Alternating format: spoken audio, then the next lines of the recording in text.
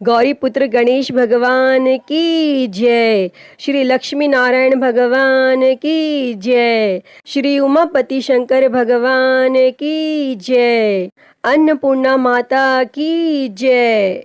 प्रिय भक्तजनों, आज हम इस वीडियो में माता अन्नपूर्णा की व्रत कथा सुनेंगे। तो आप सभी भक्तजन बड़ी ही श्रद्धा, ध्यान पूर्वक और प्रसन्नचित्त मन से माता अन्नपूर्णा की व्रत कथा को सुनिए। तो सभी प्रेम से बोलिए, माता अन्नपूर्णा की जय, सर्व देवी देवता की जय। एक समय की बात है, काशी निवासी धनंजय की पत्नी का नाम सुलक्षणा था। उसे अन्य सब सुख प्राप्त थे, केवल निर्धनता ही उसके दुख का एकमात्र कारण थी। यह दुख उसे हर समय सताता रहता था। एक दिन सुलक्षणा अपने पति से बोली, स्वामी, आप कुछ उद्यम करो तो काम चले। इस प्रकार कब तक काम चलेगा? तब सुलक्षणा की बात धनंजय के मन में बैठ गई और वह उसी दिन विश्वनाथ शंकर जी को प्रसन्न करने के लिए बैठ गया और कहने लगा, हे देवाधिदेव विश्वेश्वर, मुझे पूजा पाठ कुछ आता नहीं है, केवल आपके भरोसे बैठा हूँ। और इतनी विनती करके वह 2-3 दिन भूखा प्यासा बैठा रहा और यह देखकर भगवान शंकर ने उसके कान में अन्नपूर्णा अन्नपूर्णा अन्नपूर्णा इस प्रकार 3 बार कहा। और यह कौन क्या कह गया? और इसी सोच में धनंजय पड़ गया कि मंदिर से आते ब्राह्मणों को देखकर पूछने लगा, पंडित जी, अन्नपूर्णा कौन है? तब ब्राह्मणों ने कहा, तू अन्न छोड़ बैठा है, सो तुझे अन्न की ही बात सूझती है। जा घर जाकर अन्न ग्रहण कर। तब धनंजय घर गया और स्त्री से सारी बात कही। तब वह बोली, नाथ, चिंता मत करो, स्वयं शंकर जी ने यह मंत्र दिया है, वे स्वयं ही खुलासा करेंगे। आप फिर जाकर उनकी आराधना करो। तब धनंजय फिर जैसा का तैसा पूजा में बैठ गया।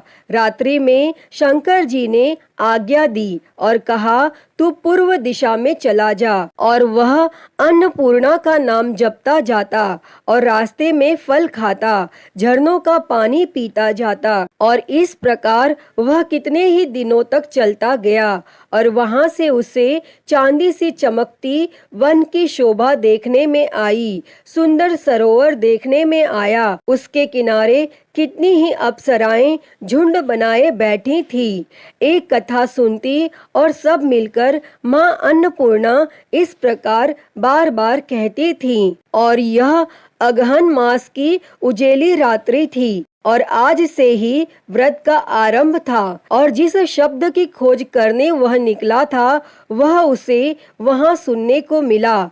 तब धनंजय ने उनके पास जाकर पूछा, हे देवियों, आप यह क्या करती हो? तब उन सब ने कहा, हम सब माँ अन्नपूर्णा का व्रत करती हैं। तब धनंजय ने पूछा, व्रत पूजा करने से क्या होता है? यह किसी ने किया भी है? इसे कब किया जाए? कैसा व्रत है ये और कैसी विधि है? मुझे भी विस्तार से बतलाओ। तब वे कहने लगी, इस व्रत को सब कोई कर सकते हैं। 21 दिन तक के लिए 21 गांठ का सूत लेना चाहिए। 21 दिन यदि न बने तो एक दिन उपवास करें।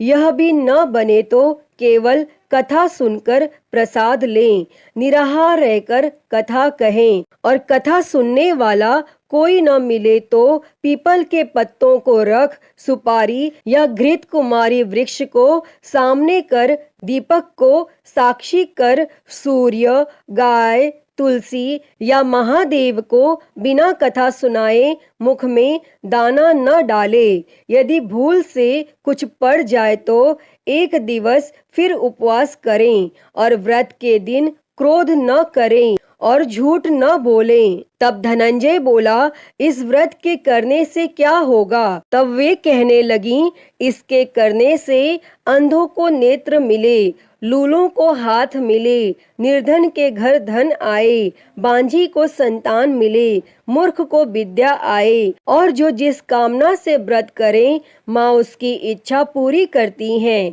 तब धनंजय कहने लगा, बहनों, मेरे पास भी धन नहीं है, विद्या नहीं है, कुछ भी तो नहीं है, मैं तो दुखिया ब्राह्मण हूँ, मुझे इस व्रत का सूत दोगी? तब वे कहने लगी, हाँ भाई, तेरा कल्याण हो, हम तुम्हें अवश्य देंगे, ले इस व्रत का मंगल सूत्र ले। तब धनंजय ने व्रत किया और व्रत पूरा हुआ। तभी सरोवर में से 21 खंड की स्वर्ण सीढ़ी हीरा मोती जड़ी हुई प्रकट हुई। तब धनंजय जय अन्नपूर्णा कहता जाता था और इस प्रकार कितनी ही सीढ़ियां उतर गया तो क्या देखता है कि करोड़ों सूर्य से प्रकाशमान माता अन्नपूर्णा का मंदिर है। उसके सामने स्वर्ण सिंहासन पर माता अन्नपूर्णा विराजमान है।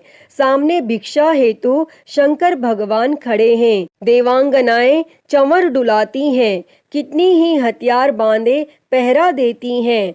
तब धनंजय दौड़कर जगदम्बा के चरणों में गिर गया। तब देवी उसके मन का कलेश जान गई और धनंजय कहने लगा, माता, आप तो अंतर्यामिनी हो, आपको अपनी दशा क्या बताऊं? तब माता बोली, मेरा व्रत किया है, जा संसार तेरा सत्कार करेगा। तब माता ने धनंजय की जीवा पर बीज मंत्र लिख दिया और अब तो उसके रोम रोम में विद्या प्रकट हो गई। इतने में क्या देखता है कि वह काशी विश्वनाथ के मंदिर में खड़ा है और माँ का वरदान ले धनंजय घर आया और सुलक्षणा से सब बात कही और माता जी की कृपा से उसके घर में संपत्ति उमड़ने लगी और छोटा सा घर बहुत बड़ा गिना जाने लगा। जैसे शहद के छत्ते में मक्खियां जमा होती हैं और उसी प्रकार अनेक सगे संबंधी आकर उसकी बड़ाई करने लगे और कहने लगे, इतना धन और इतना बड़ा घर, लेकिन सुंदर संतान नहीं तो इस कमाई का कौन भोग करेगा? क्योंकि सुलक्षणा से संतान नहीं है, इसीलिए तुम दूसरा विवाह करो। तब अनिच्छा होते हुए भी धनंजय को दूसरा विवाह करना पड़ा और सती सुलक्षणा को सौत का दुख उठाना पड़ा। इस प्रकार दिन बीतते गए। फिर अघन मास आया। तब नए बंधन से बंधे पति से सुलक्षणा ने कहलाया कि हम व्रत के प्रभाव से सुखी हुए हैं, इस कारण यह व्रत छोड़ना नहीं चाहिए और यह माता जी का प्रताप है जो हम इतने संपन्न और सुखी हैं। और तब सुलक्षणा की बात सुन धनंजय उसके यहाँ आया और व्रत में बैठ गया। तब नई बहू को इस व्रत की खबर नहीं थी और वह धनंजय के आने की राह देख रही थी। तब दिन बीतते गए और व्रत पूर्ण होने में 3 दिवस बाकी थे कि नई बहू को खबर पड़ी और उसके मन में ईर्ष्या की ज्वाला दहकने लगी थी और वह सुलक्षणा के घर आ पहुंची और उसने वहां भगदड़ मचा दी। तब वह धनंजय को अपने साथ ले गई। तब नए घर में धनंजय को थोड़ी देर के लिए निद्रा ने आ दबाया और इसी समय नई बहू ने उसके व्रत का सूत तोड़कर आग में फेंक दिया। अब तो माता जी का कोप जाग गया और घर में अकस्मात आग लग गई, सब कुछ जलकर खाक हो गया। तब सुलक्षणा जान गई और पति को फिर अपने घर ले आई। तब नई बहू रूठ कर पिता के घर जा बैठी और पति को परमेश्वर मानने वाली सुलक्षणा बोली, हे नाथ, घबराना नहीं, माता जी की कृपा अलौकिक है। पुत्र कुपुत्र हो जाता है पर माता कुमाता नहीं होती। अब आप श्रद्धा और भक्ति से आराधना शुरू करो, वे जरूर हमारा कल्याण करेंगी। तब धनंजय फिर माता के पीछे पड़ गया। फिर वहीं सरोवर पर सीढ़ी प्रकट हुई और उसमें माँ अन्नपूर्णा कहकर वह उतर गया और वहां जा माता जी के चरणों में रुदन करने लगा। तब माता प्रसन्न हो बोली, यह मेरी स्वर्ण की मूर्ति ले, उसकी पूजा करना, तू फिर सुखी हो जाएगा। जा, तुझे मेरा आशीर्वाद है। तेरी स्त्री सुलक्षणा ने श्रद्धा से मेरा व्रत किया है, उसे मैंने पुत्र दिया है। तब धनंजय ने आंखें खोली तो खुद को काशी विश्वनाथ के मंदिर में खड़ा पाया और वहां से फिर उसी प्रकार घर को आया। और इधर सुलक्षणा के दिन चढ़े और महीने पूरे होते ही पुत्र का जन्म हुआ और गांव में आश्चर्य की लहर दौड़ गई। और इस प्रकार उसी गांव के निसंतान सेठ के यहाँ पुत्र होने पर उसने माता अन्नपूर्णा का मंदिर बनवा दिया और उसमें माताजी धूमधाम से पधारी, यज्ञ किया और धनंजय को मंदिर के आचार्य का पद दे दिया।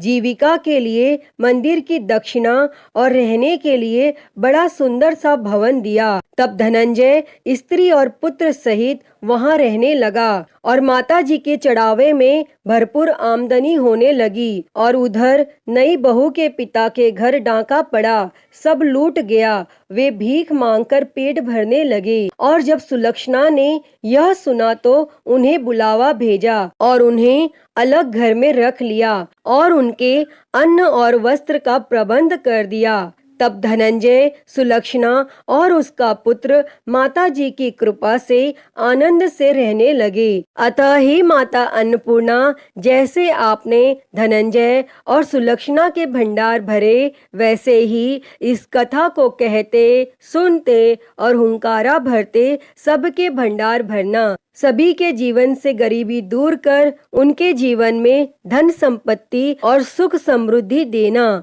तो सभी प्रेम से बोलिए, माता अन्नपूर्णा की जय। प्रिय भक्तजनों, तो मैं उम्मीद करती हूँ कि आपको आज की यह कथा पसंद आई होगी और अगर वीडियो अच्छी लगी हो तो इसे लाइक करें, ज़्यादा से ज़्यादा शेयर करें और कमेंट बॉक्स में माँ अन्नपूर्णा की जय लिखना ना भूलें। और हरिहर भक्ति चैनल को सब्सक्राइब कर नोटिफिकेशन बेल को ज़रूर ऑन कर लें। हर हर महादेव। धन्यवाद।